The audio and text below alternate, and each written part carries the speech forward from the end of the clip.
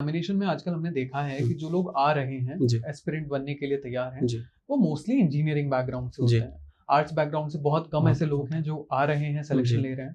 ऊपर से वही दूसरा सवाल आता है Hindi medium versus English medium. जैसे जी। नॉर्थ साउथ में डिवाइड होता है, जी। वैसे ही इस एग्जामिनेशन को लेकर भी होता है। आप इन चीजों को किस तरीके से देखते हैं? मुझे लगता है कि कहीं हद तक जो आप कह रहे हैं वो सही है, क्योंकि इंजीनियरिंग बैकग्राउंड का एक स्टूडेंट होता है वो बीटेक फर्स्ट ईयर में ही 40 एग्जाम दे देता है, छोटे छोटे वाइवा से लेकर के बड़े से एग्जाम तक। तो एग्जाम के प्रेशर को हैंडल करने वाला जो एक सिचुएशन होता है वो एक इंजीनियरिंग स्टूडेंट बड़े अच्छे से समझता है। न जाने कितने एग्जाम्स, न जाने कितने इंटरव्यू, न जाने कितने वाइवा वो दे करके जाता है, और तब जब वो यूपीपीसीएस की तैयारी करता है तो उसे बड़ा आसान लगता है, क्योंकि इंजीनियरिंग में कभी कभी ऐसे भी पेपर थे जो रात भर हम लोग पढ़ के जाते थे और अगले दिन नेक्स्ट डे हम लोग पेपर दे करके आ जाते थे।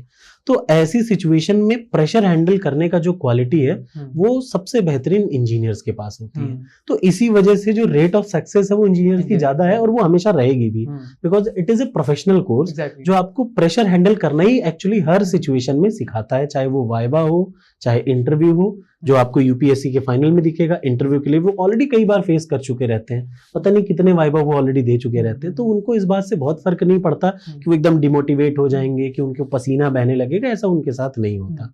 इस वजह से उनकी सक्सेस रेट ज्यादा है जी। लेकिन ऐसा भी नहीं है कि आर्ट बैकग्राउंड के नहीं लोग... अब इसमें मैं ये भी बता दूं कि जो टैलेंट है वो इंजीनियरिंग और नॉन इंजीनियरिंग दोनों के लिए एक बराबर है। जो टैलेंटेड है, अगर आप हिंदी से बीए करते हैं और आप अच्छे तरीके से हिंदी को लिख पाते हैं, तो विश्वास करिए हिंदी के लोगों का भी उतना ही सिलेक्शन होता है। हाँ, ये बिल्कुल मैं मान रहा हूं कि इंग्लिश मीडियम में थोड़े सिलेक्शन ज्यादा हो जाते हैं, लेकिन इसका ये कतई मतलब नहीं कि आप खुद को डिमोरलाइज कर लें कि हिंदी वालों का सिलेक्शन नहीं होता। एक और फैक्ट मैं आपको